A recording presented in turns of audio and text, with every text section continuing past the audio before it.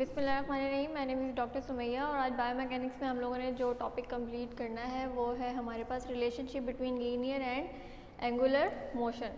अब आप लोगों को पता है कि जो हमारा एंगुलर मोशन होता है उसके अंदर लीनियर कंपोनेंट्स भी होते हैं, तो वो आपस में किस तरह रिलेटेड होते हैं हमने उसको आज स्टडी करना है।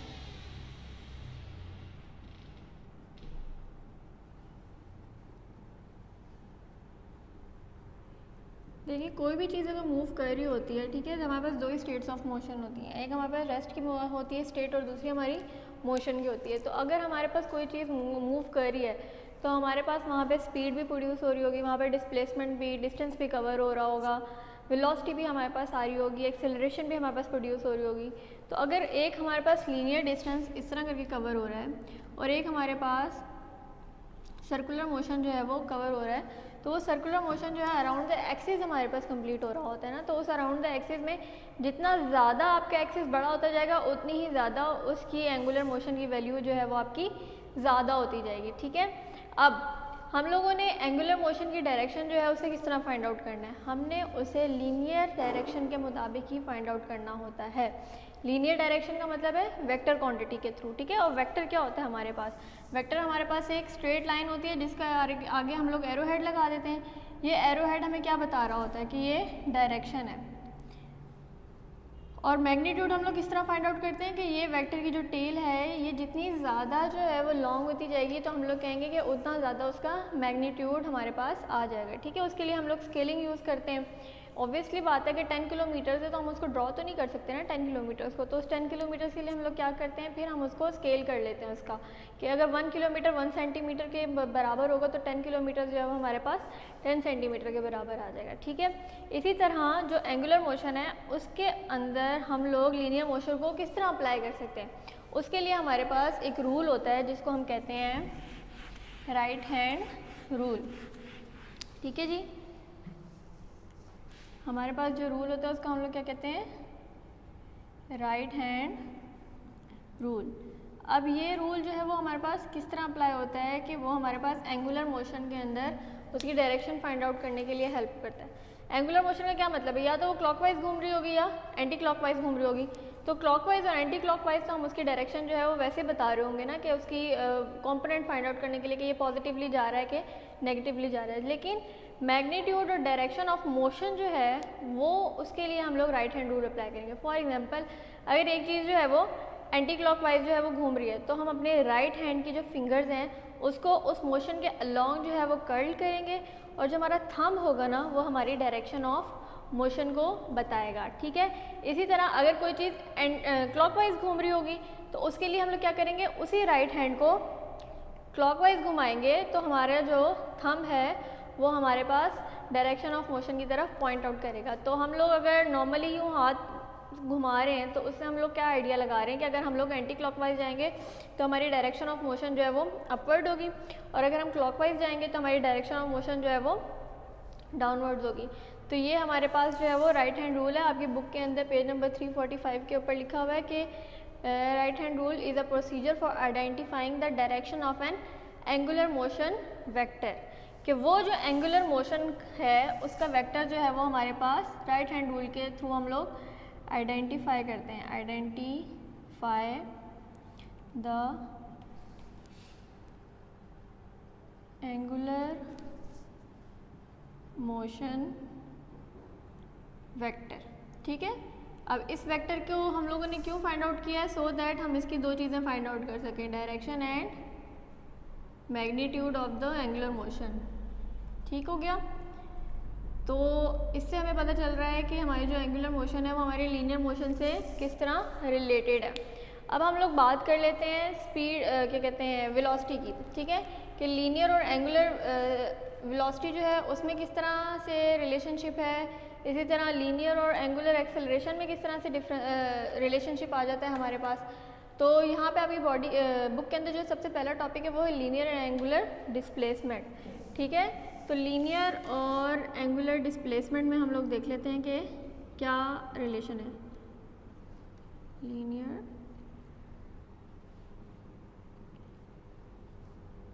Angular displacement. अब डिस्प्लेसमेंट क्या था? डिस्प्लेसमेंट हमारे पास था शॉर्टेस्ट डिस्टेंस बिटवीन 2 पॉइंट्स।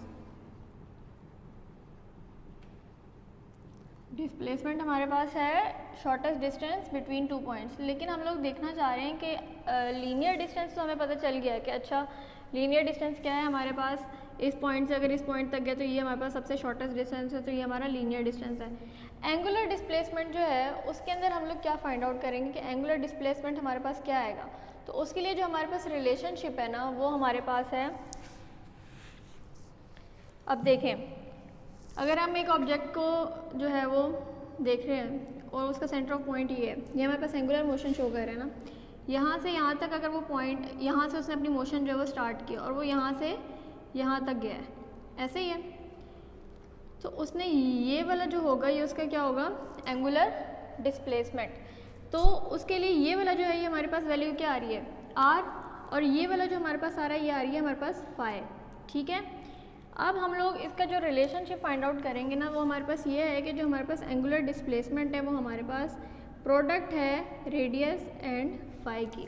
ठीक है, प्रोडक्ट का क्या मतलब है कि जाहिर बात है उसने ये डिस्प्लेसमेंट भी ट्रेवल किया और उसने ये वाला जो रेडियस है उसके अलॉन्ग जो है वो डिस्प्लेसमेंट कवर किया है। ये वाला रेडियस और ये वाला रेडियस दोनों बराबर ही होंगे। ठीक है, तो इस वजह से हम लोग कहेंगे कि जो आपका लीनियर डिस्टेंस है वो आप डिस्प्लेसमेंट है वो आपकी प्रोडक्ट है रेडियस एंड एंगुलर डिस्प्लेसमेंट की। ठीक है, अब यहाँ पे हमारे पास जो कर्वीलीनियर डिस्टेंस ट्रेवल हुआ है ना, ये जो हमारे पास कर्वीलीनियर, ठीक है, मतलब अगर मैं यूँ बनाऊँ तो ये यूँ है और अगर मैं इसको यूँ स्ट्रेट करूँ तो ये यूँ है, तो ये जो कर्वीलीनियर डिस्टेंस है ये हमारे पास डिस्टेंस होता है और ये जो स्ट्रेट लाइन होती है ये हमारे पास डिस्प्लेसमेंट होता है। तो यहाँ पे आपकी बुक के अंदर लिखा हुआ है कि the curvilinear distance travel by the point of interest S is the product of R जो कि रेडियस है हमारे पास and phi the angular distance through which the rotating body moves. ठीक है, और ये हमारे पास जो है वो रेडियन में होगा।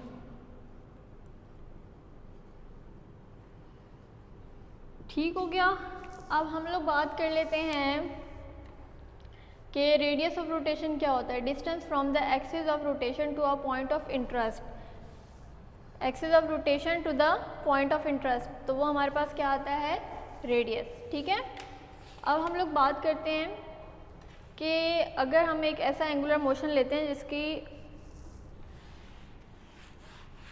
जो एक्सिस ऑफ रोटेशन है वो काफ़ी ज़्यादा बड़ा है। ठीक है, तो अगर मैं उसका ये वाला पार्ट ले लूँ, ठीक है, अब देखें ये वाला पार्ट अगर यहाँ पे कोई ऑब्जेक्ट लगा दें, हम यहाँ पे भी एक ऑब्जेक्ट लगा दें और एक बिल्कुल यहाँ पे ऑब्जेक्ट लगा दें। ठीक है, अब जब ये डिस्टेंस ट्रैवल करेगा तो ये जो है ये हमारे पास क्या आ रहा है, ये हमारे पास थीटा है ना, कि ये हमारे पास एंगल है कि इस एंगल के ऊपर जो है वो हमारे पास मूवमेंट हुई है। ठीक है, अब यहाँ से ये वाला जो डिस्टेंस होगा ये हमारे पास क्या आएगा, S1 होगा, और ये वाला जो डिस्टेंस कवर करेगा ये हमारे पास S2 होगा। अब जाहिर सी बात है कि इस पॉइंट से इस पॉइंट के लिए रेडियस इतना सा होगा, लेकिन इस पॉइंट से इस पॉइंट के लिए जो रेडियस होगा वो हमारे पास R1 होगा, क्योंकि इसका डिस्टेंस जो है वो हमने S1 किया हुआ है। ठीक है, और इसी तरह यहाँ से लेके यहाँ तक का जो हमारे पास रेडियस होगा वो R2 होगा। तो इधर हमारे पास एक ही एंगुलर मोशन के अंदर डिफरेंट जो है वो वैल्यूज़ आ रही हैं। तो उस चीज़ के लिए हम लोग कह सकते हैं कि एक ही हमारे पास एंगुलर मोशन के अंदर डिफरेंट जब हमारे पास डिस्टेंस और डिस्प्लेसमेंट्स कवर हो रही होती हैं तो उनको फिर हम डेल्टा से, चेंज इन डिस्टेंस या चेंज इन डिस्प्लेसमेंट से जो है वो डिनोट करते हैं। ठीक है, तो उसके लिए फिर हम लोग कह सकते हैं कि इस वाली वैल्यू के लिए हमारे पास delta S is equals to radius. अब रेडियस जो है उसकी वैल्यू जो है वो हमारे पास सेम ही रहेगी। ठीक है, R1 हो जाएगा तो R1 हम उसके लिख देंगे और R2 होगी तो R2 लिख देंगे। ठीक है, डेल्टा फाई एंगल जो है, अब ये जो डेल्टा है ना ये रेडियस के लिए है। ठीक है, इसको आपने फाई के साथ इसलिए लिखा है क्योंकि यहाँ पे देखें आप, यहाँ से यहाँ तक जो हमारे पास एंगल होगा ना थीटा, वही एंगल जो है वो इसके लिए भी होगा और वही एंगल जो है वो इसके लिए भी होगा। ठीक है, लेकिन डिस्टेंस क्योंकि ज़्यादा होता जा रहा है तो इसलिए हम लोगों ने उसे एंगुलर डिस्टेंस के साथ जो है वो चेंज इन डिस्टेंस लिख दिया है। ठीक हो गया, तो रेडियस हमारे पास सेम रहेगा, जबकि हमारे पास जो फाई की वैल्यू है एंगुलर डिस्प्लेसमेंट है वो क्योंकि चेंज हो रहा है तो इस वजह से हमने उसे फाई के मुताबिक जो है वो कर दिया और चेंज इन डिस्टेंस की बात हो रही है यहाँ पे, ठीक हो गया। अब ये चेंज इन डिस्टेंस कौन सा है, S2 में से S1 को माइनस कर देंगे तो ये हमारे पास आ जाएगा चेंज इन डिस्टेंस, ठीक है। और वो हमारे पास प्रोडक्ट है रेडियस जिसकी वैल्यू जो है वो हमारे पास एग्जैक्ट है और phi, change in phi, delta phi, ठीक हो गया, जो कि हमारे पास एंगुलर डिस्प्लेसमेंट को यहाँ पे शो कर रहा है। अब हम लोग जो नेक्स्ट हमारा है वो है relationship between linear velocity and angular velocity, ठीक हो गया। लीनियर वेलोसिटी और एंगुलर वेलोसिटी के अंदर क्या फ़र्क है, जो हमारे पास लीनियर वेलोसिटी होती है वो क्या होती है, rate of change of displacement, ठीक है, और एंगुलर वेलोसिटी क्या होती है, rate of change of angular displacement. तो उसके लिए जो हमारे पास रिलेशनशिप आता है ना वो आता है V = R ओमेगा, ठीक है, डिस्प्लेसमेंट।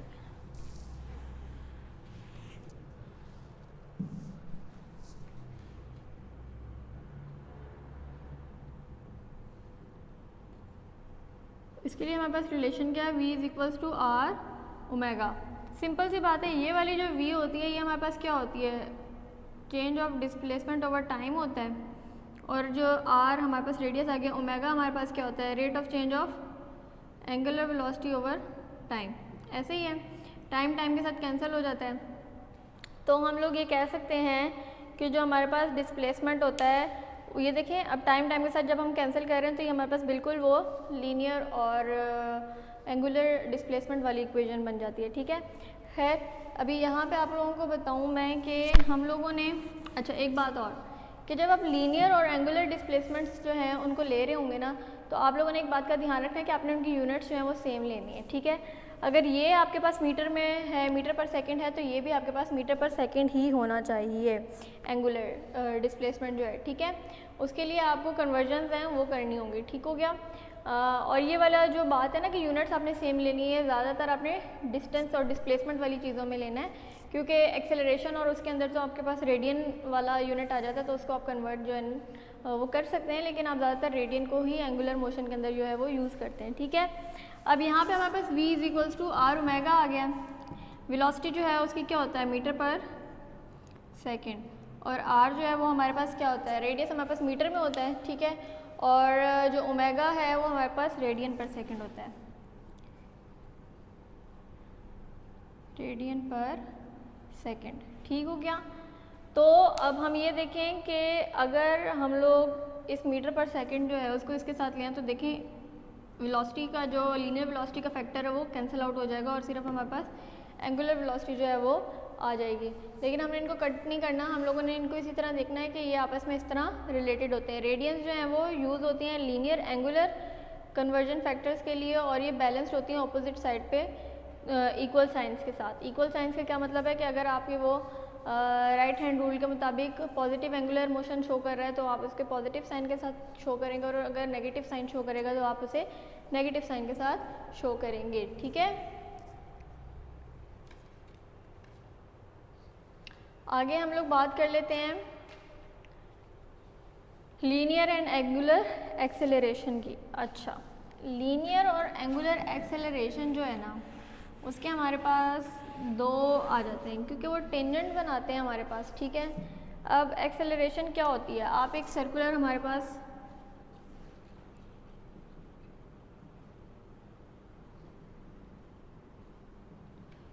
आप एक सर्कुलर मोशन जो है वो कर रहे हैं, आपका एक सेंट्रल पॉइंट है, यहाँ से यहाँ तक जो है ना वो भी आपकी एक एक्सेलरेशन होगी और एक टेंजेंट आप ड्रॉ करेंगे जो आपकी एक्सेलरेशन को जो है वो शो करेगा। ये आपकी लीनियर एक्सेलरेशन की बात हो रही है, ठीक है। अब ये जो एक्सेलरेशन है ना ये इसको इस सर्कुलर मोशन के अंदर कंटिन्यू करने के लिए यूज़ होती है। अब जो इसका स्टार्टिंग पॉइंट होगा वो उसकी इनिशियल वेलोसिटी हो जाएगी, और जो इसका अगला फ़ौरन उससे अगला पॉइंट होगा वो उसकी फाइनल वेलोसिटी होगी, और टाइम तो ज़ाहिरी बात है कोई ना कोई टेक करेगा उसको वहाँ से लेने में। तो अगर हम एंगुलर एक्सेलरेशन की बात करते हैं तो वो हमारे पास Vf - Vi हो जाएगा, और डेल्टा टी क्योंकि टाइम इतना स्मॉल होगा वहाँ पे कि उसको हम सेकंड्स के अंदर जितना भी करेंगे तो वो हम माइनस करके देख लेंगे और डेल्टा टी आ जाएगा।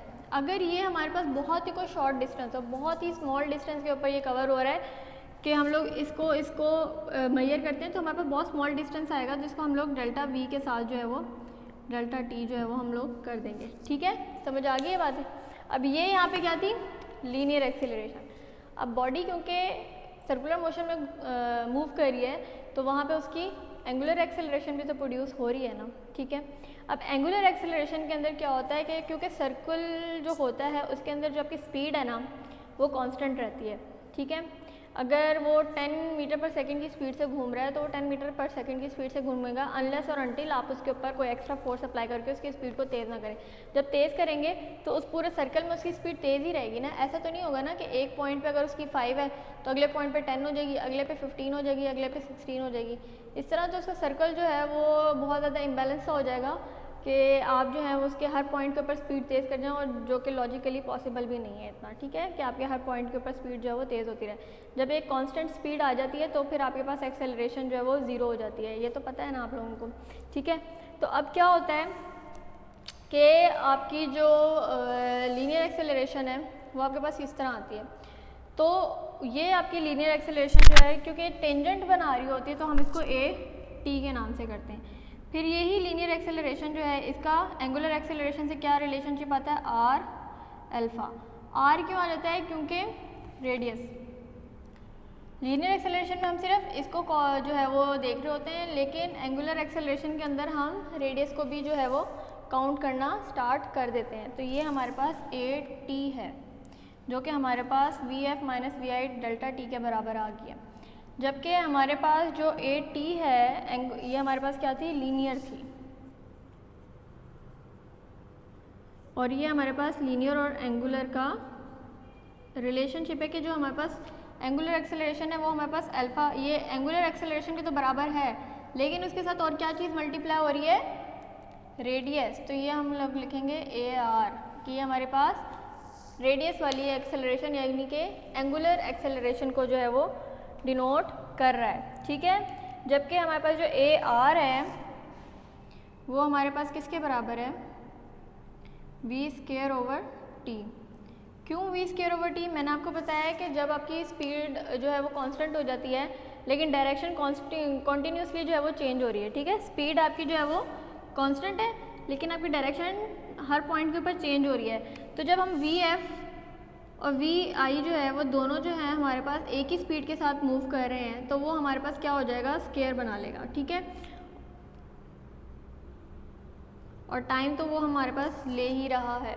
ठीक हो गया, तो यहाँ पे जो उन्होंने ए आर जो है वो वी स्क्वायर और आर के बराबर लिखा हुआ है ना, तो वो हमारे पास इस पॉइंट से लिखा हुआ है, इस पॉइंट ऑफ व्यू से लिखा हुआ है कि हम लोगों ने उन दोनों को अगर प्रोडक्ट लेते हैं, अगर हम लोग वी एफ और वी आई का हम उन्हें माइनस नहीं कर रहे, हम उनका प्रोडक्ट अगर लेते हैं तो वो हमारे पास क्या बन जाता है, स्क्वायर बना लेता है। ठीक है, अब यहाँ पे हम लोगों ने एक और पॉइंट भी है कि यहाँ पे प्रोडक्ट हमने क्यों लिखी है, क्योंकि ये यहाँ से यहाँ तक जो है, अब देखें आप कोई भी चीज़ अगर घुमाना स्टार्ट करते हैं, ठीक है, एक अगर आप स्ट्रिंग के साथ पत्थर बांध लेते हैं, जब उसे करते हैं तो स्टार्ट में जब वो होता है तो उसको अपने बिल्कुल जितनी रस्सी आपने या जितनी अपने स्ट्रिंग की लेंथ रखी होती है उसके एंड तक पहुँचते पहुँचते थोड़ा टाइम लगता है। ठीक है, वो उसकी रेडियल एक्सेलरेशन भी हमारे पास गेन हो रही होती है, जो कि क्या होती है, ये वाली, वो पहले थोड़ा सा इधर जाएगा फिर थोड़ा आगे जाएगा फिर यहाँ तक जाएगा। तो ये रेडियल एक्सेलरेशन एक हमारे पास ये वाली वेलोसिटी आ जाती है जो इसको सेंट्रल पॉइंट से अपने एंड पॉइंट तक लेके जाती है, दूसरा हमारे पास ये वाली एक्सेलरेशन आ जाती है जो कि इसको एंगुलर मोशन के अंदर घुमा रही होती है। तो वो दोनों जो वेलोसिटीज़ होती हैं उन दोनों को जब हम प्रोडक्ट करेंगे तो हमारे पास v2/t आ जाएगा। ठीक है, और इस तरह हमारे पास जो है वो एंगुलर और रेडियल एक्सेलरेशन का होगा। आपने ये याद रखना है क्योंकि एंगुलर एक्सेलरेशन जो है वो हमेशा सर्कुलर पाथ में होगी तो उसके साथ हमेशा रेडियस जो है आपने उसे लाजमी मल्टीप्लाई करना ही करना है। ठीक है, तभी आपको पता चलेगा कि उन दोनों के अंदर क्या कहते हैं रिलेशनशिप है। ठीक है, टेंजेंट जो हमारे पास टेंजेंशियल एक्सेलरेशन है उसके लिखा हुआ है component of acceleration of a body in angular motion directed along a tangent to the path of motion represent change in linear speed. ये जो आपने टेंजेंट बनाया, टेंजेंट क्या होता है, जो 90 डिग्री के ऊपर होता है। ठीक हो गया, तो ये आपका टेंजेंट होता है, ये भी आपके पास टेंजेंट आ रहा है। ठीक है, इस पॉइंट पे ड्रॉ करेंगे तो यहाँ पे टेंजेंट नहीं बन रहा, सॉरी, यूँ करके ड्रॉ करेंगे, ये आपका रेडियस है ना, तो ये देखें ये भी 90 डिग्री बन रहा है। अगर हम इस पॉइंट पर ड्रॉ करेंगे तो ये भी हमारे पास 90 डिग्री बन रहा है। ठीक हो गया।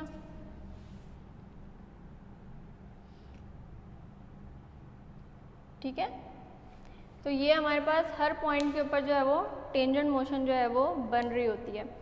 तो इस वजह से उन्होंने कहा कि टेंजेंट आपके पास जो एक्सेलरेशन है वो वाली है जो कि रिप्रेजेंट करती है आपकी motion along the tangent to the path of motion, represent a change in linear speed, और ये हर पॉइंट के ऊपर लीनियर स्पीड को चेंज बता रही होती है।